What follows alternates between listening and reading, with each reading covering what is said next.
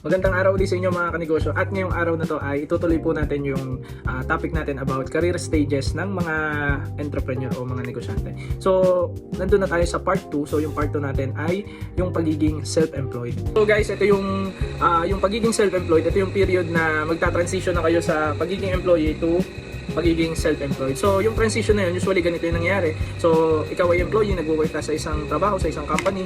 So ikaw ay regular na merong oras doon na nire-render kasi yun yung binibigay mo, yung service mo in time in exchange of the salary na pinapasahod sa'yo.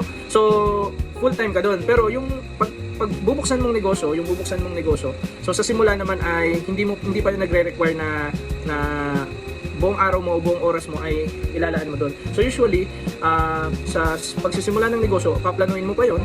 So tapos ihahanda mo yung mga necessary requirements, usually mga permits para talagang legally makapag-operate ka at kumbaga maging isang legal entity yung ino-offer mong business o yung ginagawa mong business. Tapos syempre yung mga kagamitan, yung paghahanda sa i-offer mo, maybe product or services. So ano man yung business idea na ipaplano mo, so ipe-prepare mo yung mga kagamitan doon, opisina, mga tools, mga kagamitan, depende sa i-offer mo. So lahat ng yon magre-require pa yun ng oras sa'yo para planuin mo at asikasuhin mo yung mga bagay na yun. So usually bago ka talaga makapag-start ng iyong business, it takes 2 months, 3 months to 5 months bago mo ma-prepare yun na maging fully operated yung isang business mo.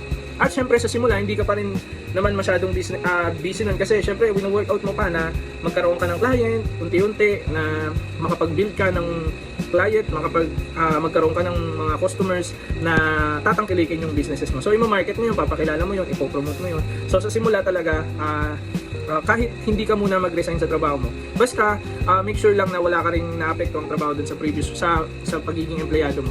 So usually pwede kang meron kang i-hire na tao na magiging katuwang mo dun sa i-start mong negosyo. So ganun yung nagiging setup sa simula. So meron din mga halimbawa akong ibibigay sa inyo. Meron akong mga kakilala na negosyante siya, mga fixture fabrication. So dati nagsimula siya, ginagawa niya ay actually hindi pa siya totally naging business no. Nag-offer lang siya ng mga services. Yung nagagawa siya ng mga tables, chairs, mga cabinet, mga modular cabinet sa bahay. So mga ganung services yung mga ino-offer niya hanggang sa unti-unti nakaipon siya, nakapagpundar ng gamit, nakapagpundar ng mga may puhunan, nakapag-ipon ng puhunan, hanggang sa nakapag-set up na talaga siya ng isang workshop. Tapos, kumbaga dumating yung pagkakataon na kahit hindi na siya maging employee o kahit mag-resign siya sa pagiging empleyado niya, ay kaya na siya matustusan nung kanyang sinet-up na business. Pero that time, hindi pa fully automated yung business niya. Ibig ko sabihin, siya ay nagtatrabaho pa rin talaga mismo sa kanyang sariling negosyo. So yun yung pagiging self-employed. So tayo ay nagtatrabaho pa rin sa business na pagmamayari natin. So ano-ano ba yung mga resources na meron ka kapag ikaw ay self-employed? So kapag self-employed ka, syempre ang meron ka niyan time.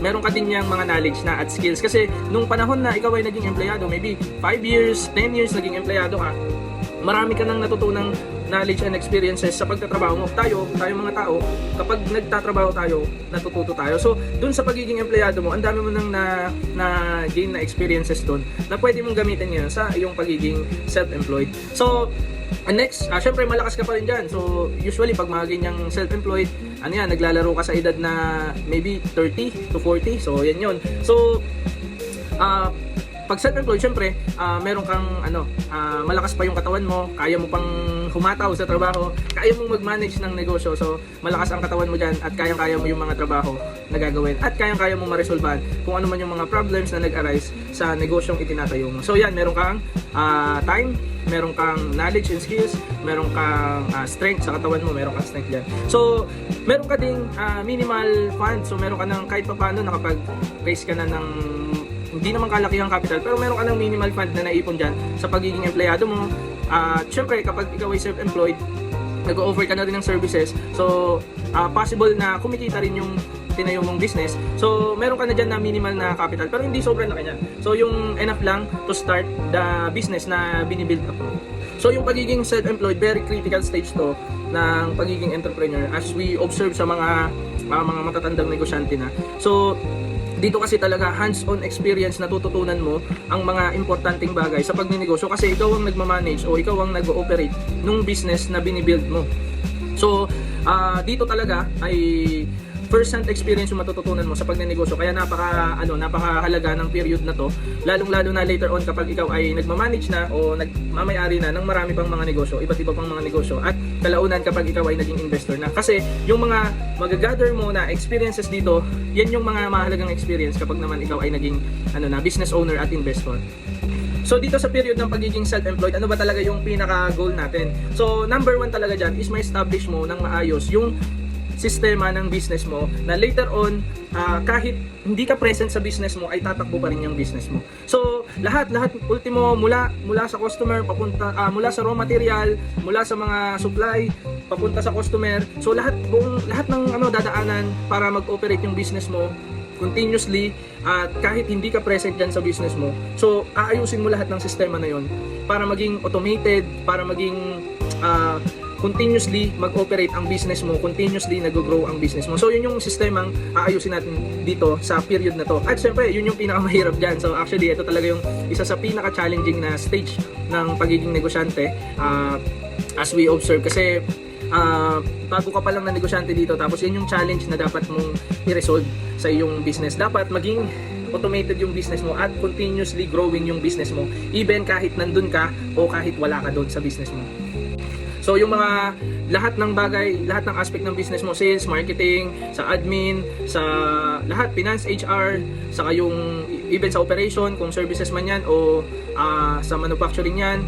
So lahat po ng mga bagay na ginagawa sa business nyo, dapat maiayos na continuously working ito, at kahit wala ka ay tatakbo to.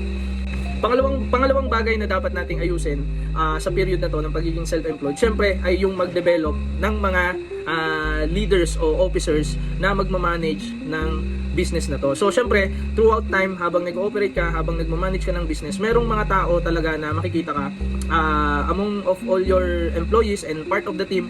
So may makikita ka dyan na may mag-a-arise sa leadership. So yung talagang willing matuto, yung dedicated na mag-serve talaga sa client, at kumbaga eager na mag-grow sa kanyang career. So makikita mo yung mga tao na yan na very passionate sa trabaho nila. So yan yung mga potential na pwede nating i-develop para maging leader ng business na yon at mag-manage o mag-lead ng kabuuang operation ng business na yon. So maraming leadership position ang kumbaga pinupunan sa isang business. Hindi lang naman yan yung president o CEO.